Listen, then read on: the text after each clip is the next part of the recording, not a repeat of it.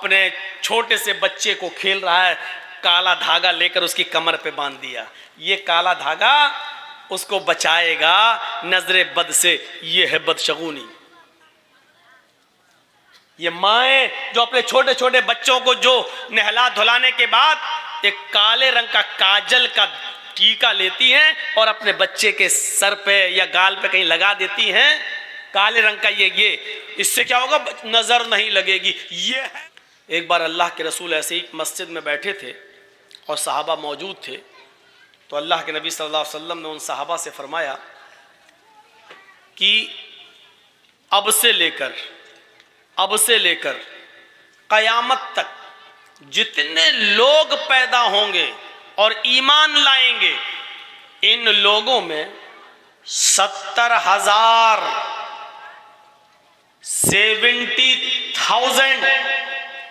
70,000 लोग बगैर हिसाब व किताब के जन्नत में जाएंगे। हम सब गौर करें, क्या वो 70,000 लोगों में हम लोग हैं या नहीं? जिनसे अल्लाह हिसाब नहीं लेगा, जिनसे अल्लाह सवाल नहीं करेगा, बगैर हिसाब व किताब की जन्नत में दाखिल कर देगा। कौन है वो लोग? अल्लाह के नबी सल्लल्लाहु अलैहि वसल्लम से सहाबा ने पूछा, अय अल्लाह के नबी, ये 70,000 लोग कौन होंगे?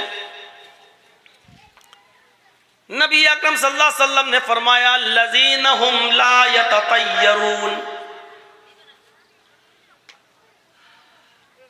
जो बदशगुनी नहीं लेते होंगे। बदशगुनी को कैसे समझाऊं?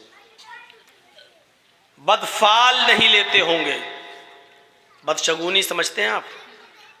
जैसे आपने कोई काम किया, आज कौन सा दिन है? सैटरडे। कोई काम किया और उसमें नुकसान हो गया। संडे को फ़ायदा हुआ, मंडे को फ़ायदा हुआ, ट्यूसडे को फ़ायदा हुआ, वेडनेसडे को फ़ायदा हुआ, थर्सडे को फ़ायदा हुआ, फ्राइडे को फ़ायदा हुआ, सैटरडे को नुकसान हो गया।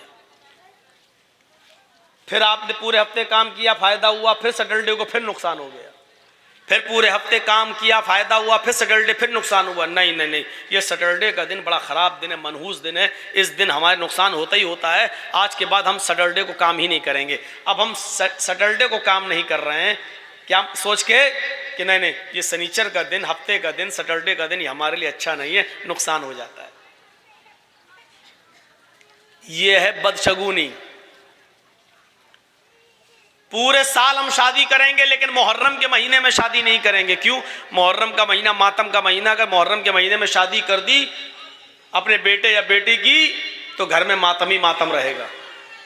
जबकि सबसे अच्छा महीना और बाबरकत महीना है वो खैर बरकत के एतबार से देखा जाए रमज़ान का महीना छोड़िए, लेकिन इस्लाम का पहला महीना और सारे अच्छे काम उसी महीने में हुए हैं। ज़मीन आसमान की तख्लीक और ये वो अल्लाह ताला ने मूसा अलैहिस्सलाम को फ़िरौन के जुल्म से नजात दी थी तो मुहर्रम के महीने में ये तमाम चीज़ें हुई। लेकिन आदमी इस महीने के बारे में क्या सोचता? नहीं, मुहर्रम के महीने में हम शादी नहीं करेंगे। ये है बदशगुनी, बदफाल।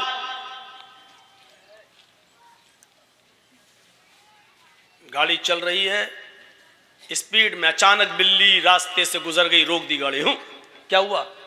नहीं नहीं, बिल्ली ने रास्ता काट दिया।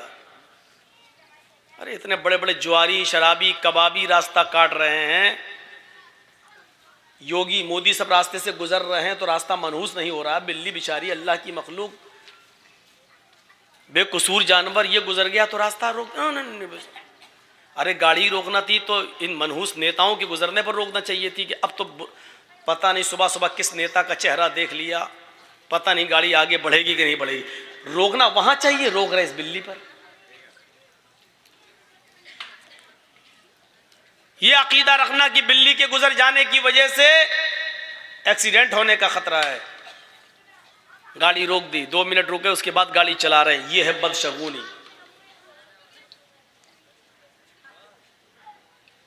हाजी साहब हज करने जा रहे थे, रास्ते से वापस लौट आए। बीवी ने पूछा क्या हुआ? बिल्ली रास्ते से गुजर गई, अब हज नहीं होगा, लौट आए। यह है बदशगुनी। अरब के लोग जब कोई कारोबार करते थे, कोई बिजनेस करना चाहते थे, तो एक चिड़िया पकड़ के उड़ाते थे। ऐसे चिड़िया पकड़ी और ऐसे छोड़ दिया। अगर वो दाहिनी तरफ गई, राइट साइड गई, तो कहते थे हमारा काम बन जाएगा, अच्छा बिजनेस होगा, कारोबार अच्छा होगा। और अगर वो बाएं तरफ भागी तो वो काम नहीं करते थे। नहीं नहीं नहीं नहीं नहीं, ये चिड़िया उल्टी तरफ बाएं तरफ गई है, अब तो हमारा कारोबार फेल हो, नहीं नहीं नहीं, हम नहीं करेंगे बिजनेस, इस चिड़िया ने बता दिया कि हमें नुकसान होगा। ये है बदशगुनी, ये है बदशगुनी। अपने छोटे से बच्चे को खेल रहा है, काला धागा लेकर उसकी कमर पे बांध दिया।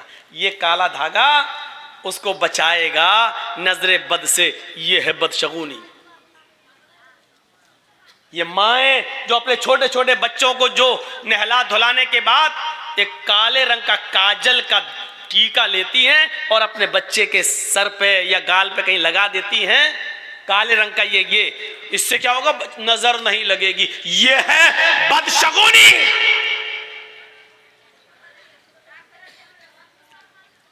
माफ कीजिएगा, सिर्फ इतना सा काला टीका लगा देने से तुम ये समझती हो कि मेरे बच्चे पे नजर नहीं लगेगी।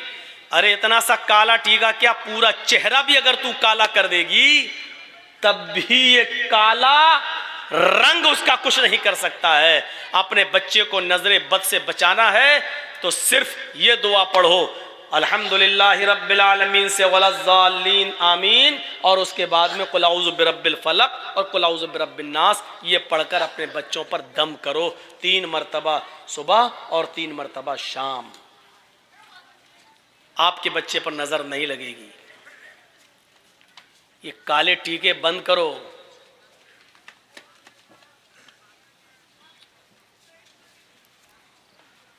ऐसे लगा टीका लगा दिया।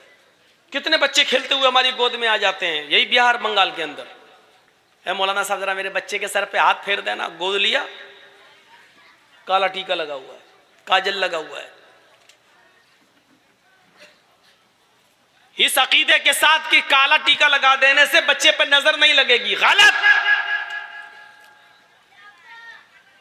3 बार सूरह फातिहा पढ़ो, 3 बार कुल औज़ु बिरब्बिल फलक पढ़ो, 3 बार कुल औज़ु बिरब्बिन नास पढ़ो और अपने बच्चों पर दम करो। उसका तरीका ये होना चाहिए कि एक बार पहले पढ़िए आप औज़ु बिल्लाहि मिनश शैतानिर रजीम बिस्मिल्लाहिर रहमानिर रहीम अल्हम्दुलिल्लाहि रब्बिल आलमीन अर्रहमानिर रहीम मालिकि यौमिद्दीन इय्याका नअबुदु व इय्याका नस्तईन इहदिनस सिरातल मुस्तकीम सिरातल लज़ीना अनअमता अलैहिम गैरिल मग़दूबि अलैहिम वलज़्ज़ालीन। फिर उसके बाद पढ़ो बिस्मिल्लाहिर रहमानिर रहीम कुल अऊज़ु बिरब्बिल फलक मिन शर्रि मा खलक़ व मिन शर्रि गासिकिन इज़ा वक़ब। ये पूरी सूरत पढ़ो। उसके बाद पढ़ो बिस्मिल्लाहिर रहमानिर रहीम कुल अऊज़ु बिरब्बिन नास मलिकिन नास इलाहिन नास मिन शर्रिल वसवासिल खन्नास अल्लज़ी युवस्विसु फ़ी सुदूरिन नास मिनल जिन्नति वन नास। एक बार पढ़ लिया, अब बच्चे पे दम कर दो। इसके बाद फिर पढ़ो ऐसे ही, फिर पढ़ो ऐसे ही, ऐसे 3 बार पढ़ के आप सुबह दम कर दो फजर की नमाज के बाद, और शाम को दम कर दो इशा की नमाज के बाद। मौका लगे तो दोपहर में भी दम कर दो ज़ोहर की नमाज के बाद। लेकिन ये सब करने के लिए अम्मा को उठना पड़ेगा सुबह फजर में, नमाज पढ़ने के बाद दम करने के लिए। अब इन झमेलों से बचने के लिए कुछ कठमुल्लाओं ने कह दिया है काला टीका लगा दो, नजर नहीं लगेगी। सच बता रहे हैं, यही कठमुल्ला उल्टी छुरी से काटे जाने वाले हैं। काले, अगर काली चीज से नजर रुकने वाली होती तो हिंदू भाई तो इतने इतने बड़े वो काली दुर्गा माँ का इतना बड़ा वो लगा लेते हैं अपने घरों में, जबान निकाले हुए करे हुए। अब देखिए इसका मतलब उनके घर पे तो नजर ही नहीं लगेगी, पूरा इतना बड़ा रख लेते हैं, दरवाजे पे लगा देते हैं, जबान बाहर निकली हुई है। क्या कहेंगे आप उसको? यह है बदशगुनी। कितने बच्चों को देखता हूं नंगे घूमते हो, काला काला वो बंधा हुआ है, सब क्या गंडा बांध दिया है। फला मौलाना साहब ने पढ़ के दिया। अरे मौलाना साहब तू खुद ही बांध ले अपनी कमर पे, ना इन गंडों से कुछ होना है, ना इस टीके से कुछ होना है। अल्लज़ीना हुम ला यततय्यरून, जो बदशगुनी नहीं लेते होंगे। बगैर हिसाब व किताब के जन्नत में जो जाएंगे 70,000 लोग, वो कौन होंगे? जो बदशगुनी नहीं लेते होंगे। वला यक्तऊन, जो अपने जिस्म को दगवाते नहीं होंगे। दगवाना समझते ना, जानवर को दागा जाता है ताकि उसको पहचान लिया जाए खेत में किसका जानवर है। इसी तरीके से यहाँ पर वो चलवाना, हाथ पे कुछ टैटू बनवाना, मशीन चलवाना, नाम लिखवाना या कोई टैटू बनवाना ताकि वो निशान बना रहे, इसको कहते हैं दगवाना। जो साबुन से फिर मिटता नहीं है, उसका निशान बाकी रहता है। जब तक आप ऑपरेशन नहीं कराएंगे जब तक वो मिटेगा नहीं। जितने लोगों ने अपने जिस्म को दगवाया है, पहली फुर्सत में ऑपरेशन करके इसको मिटवा दीजिए। अगर इस हाल में मर गए तो अल्लाह की कसम तुम्हारी बख्शिश नहीं होगी। जिसके जिस्म को दागा गया हो और उसने अपने जिस्म पर दगवाया हो, ऐसा आदमी अगर मर जाए तो इसकी जनाजे की नमाज पढ़ना जायज नहीं है और इसको मुसलमानों के कब्रिस्तान में दफन करना भी जायज नहीं है। लिखे बैठे हैं अपनी अपनी माशूकाओं के नाम, लड़के और लड़कियां लिख बैठी हैं अपने महबूबों के नाम। कभी यहाँ लिख लिया, कभी यहाँ दगवा लिया। साहब देख, कुछ लोग तेजाब से भी लिख देते हैं, कुछ लोग छुरी से लिखते हैं काट के। ये सब दगवाने के हुक्म में शामिल है, दगवाने के। शेख सालेह अल उसैमीन का फतवा है कि अगर किसी आदमी का मौत इस हाल में होती है कि उसके जिस्म पर टैटू बंधा हुआ है, दागा हुआ है, तो इस शख्स की न तो नमाज जनाजा पढ़ी जाएगी और न मुसलमानों के कब्रिस्तान में इसको दफन किया जाएगा। करने को तो कुछ भी कर लो। तो बगैर हिसाब और किताब के जो जन्नत में जाएंगे, उनमें जो अपने जिस्म को दगवाते नहीं होंगे। ए मदरसे के बच्चों, तुम लोग बार बार उठ रहे हो, जाओ यहां से, चलो। जिसको जाना हो यहां से जाओ, ये बार बार उठकर डिस्टर्ब मत करो यहां पर।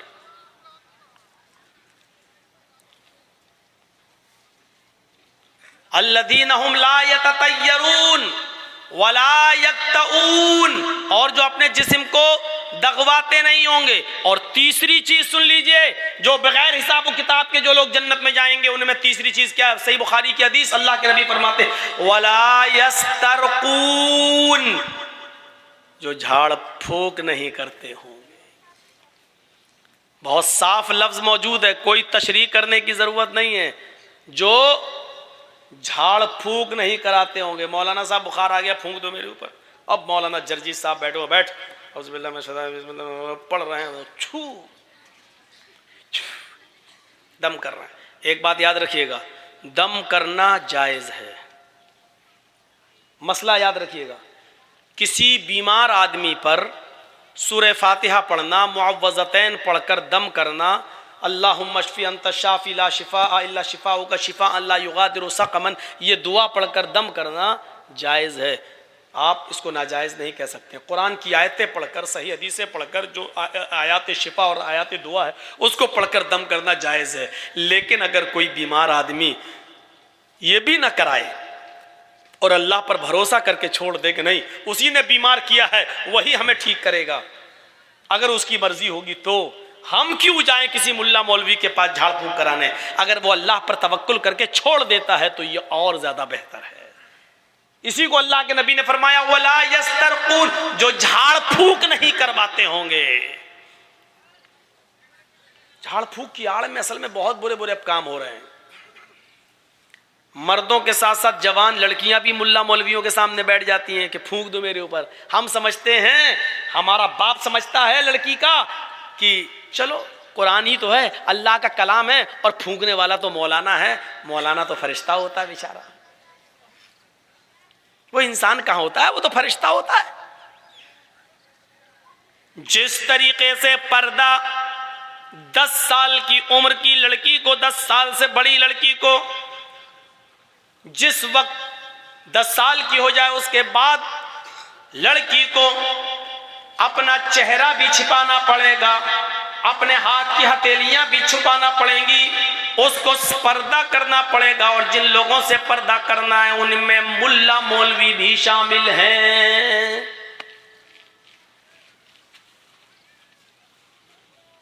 अब लड़की का बाप लड़की पर दम कर सकता है, लड़की का भाई लड़की पर दम कर सकता है, लड़की की माँ लड़की पर दम कर सकती है, लड़की का शौहर लड़की पर दम कर सकता है। माफ कीजिएगा मौलाना जर्जीस, आपकी जवान बेटी पर दम नहीं कर सकते हैं सामने बिठाकर।